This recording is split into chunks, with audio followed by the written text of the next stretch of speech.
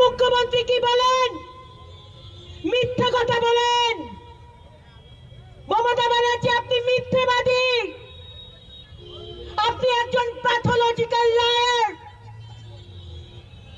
আপনি আমাদের কোটি কোটি টাকা খরচা করে আপনি বেঙ্গল গ্লোবাল সামিট করেন, আর তারপর আপনি বলেন কত 40 লক্ষ কোটির বিনিয়োগ হয়েছে, ইনভেস্টমেন্ট হয়েছে।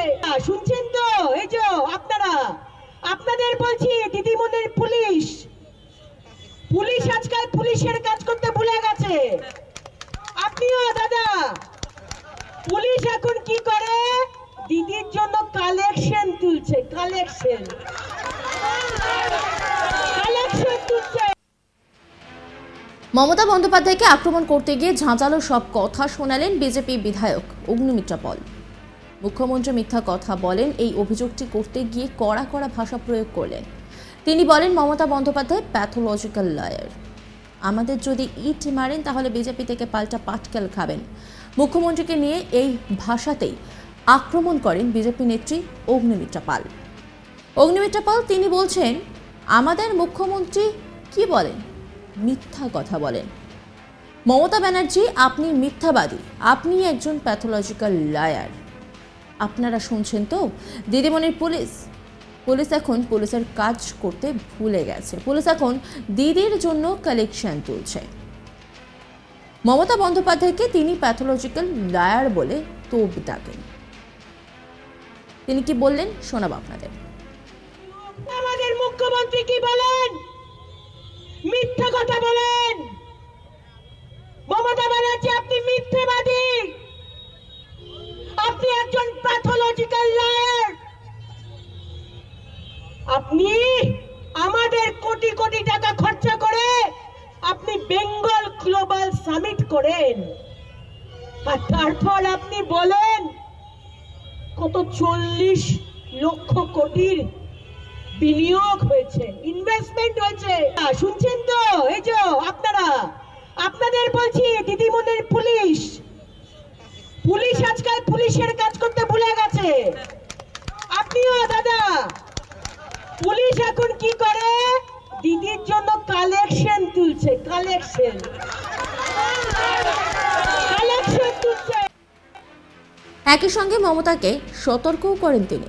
মালদার প্রকাশ্য মঞ্চ থেকে তৃণমূলকে হুঁশিয়ারি বিজেপি বিধায়ক অগ্নিমিত্রা পলের। মালদা তৃণমূলের বঞ্চনার প্রতিবাদে যুব মোর্চার মিছিল শুরু হয় বিজেপি কার্যালয় থেকে। মিছিলের যোগ দিয়ে রীতিমতো আক্রমণাত্মক দেখা গেল অগ্নিমিত্রাকে।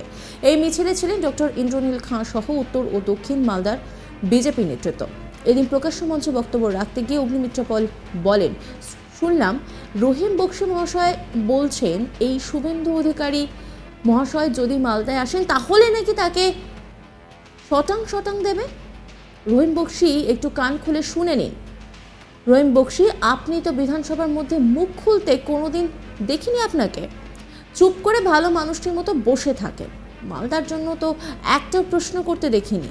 আজকে আপনাকে শুনিয়ে রাখি, আপনি জেনে রাখুন আমাদের বিরোধী দলনেতা শুভেন্দু অধিকারী জানুয়ারি মাসে মালদাতে আসছেন। আপনি কত শটাং করেন দেখব। তৃণমূলের নেতারা ওই উদয়নবাবু বলেন নাকি গোপ ছিঁড়ে দেব, একজন বলেন গোপ ছিঁড়ে দেব, আপনাদের রহিম দাদা বলে দাগ ছিঁড়ে দেবে। আপনাদের ওই গৌতম দেব তিনি বলেন জিপ টেনে নেবে। আপনাদেরও একটা কথা বলে রাখি, তৃণমূলের যত নেতা মন্ত্রী আছেন আপনাদের এই ইংরেজবাজার মিউনিসিপ্যালিটি কোথায় কি দুর্নীতি হয়েছে সব ওই লাল খাতা আর নীল ডায়েরিতে লেখা হচ্ছে। সময় মতো সব খোলা হবে।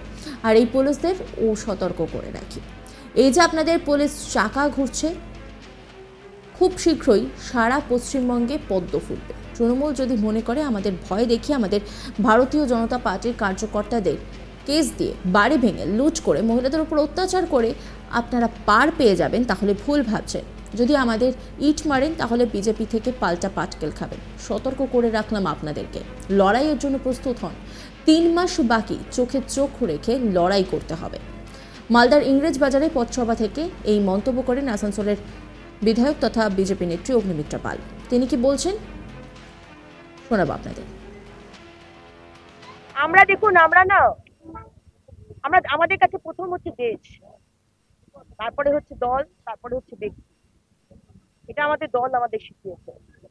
কিন্তু দল আমাদের এটাও শিখিয়েছে, আমাদের ডক্টর শ্যামাপ্রসাদ মুখার্জি আমাদের পার্টির প্রতিষ্ঠাতা, তিনি শিখিয়েছেন প্রতিরোধ করো, প্রতিবাদ করো প্রথমে, তারপর প্রতিরোধ, আর না হলে প্রতিশোধ নাও। তো আমরা ভালো তো ভালো, কিন্তু যদি মনে করেন যে আমাদের ছেলেদের ওপর, আমাদের কার্যকর্তাদের ওপর, বাংলার মানুষের, নিরীহ মানুষের ওপর অত্যাচার করবেন, আমাদের করের টাকা চুরি করে নিজেরা কোটিপতি হবেন, আর আমাদেরকেই গালাগাল দেবেন, দাঁত তুলে দেবো, জিভ ছিঁড়ে দেবো, র্যালি করতে দেব না, কে আপনি? কে আপনারা? কে? সিপিএম, জ্যোতিবাবু, বুদ্ধদেব বাবু, আপনারাও ভেবেছিলেন 34 বছর আপনাদের কেউ হাঁটাতে পারবে না। দেখলেন তো বাংলার মানুষ একটা মাছি বসতে যখন এইভাবে ছড়িয়ে দেয়, সেরকম সরিয়ে দিয়েছিল। আপনাদেরও সময় এসেছে।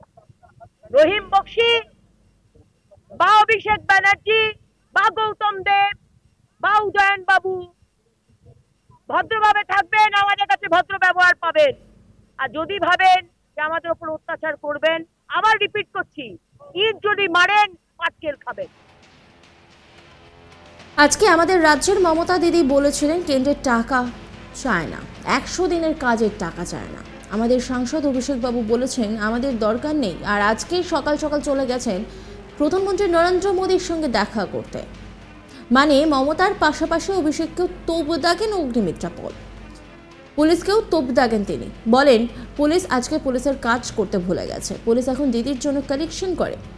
আজকে এই মালদায় একসময় সিল্ক রেশমের জন্য বিখ্যাত ছিল, আজকে সেই মালদা থেকে প্রতিদিন সন্ধ্যাবেলা একটি ট্রেন ছাড়ে ফারাক্কা এক্সপ্রেস। ট্রেনে প্রচুর ছেলে আছে, কাজ করতে যাচ্ছে।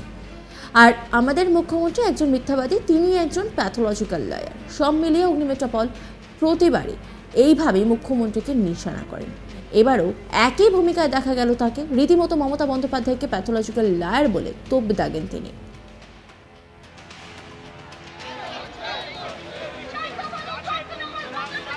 আমাদের মুখ্যমন্ত্রী কি বলেন? মিথ্যা কথা বলেন।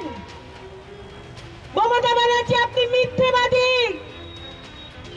আপনি একজন প্যাথোলজিক্যাল লয়ার।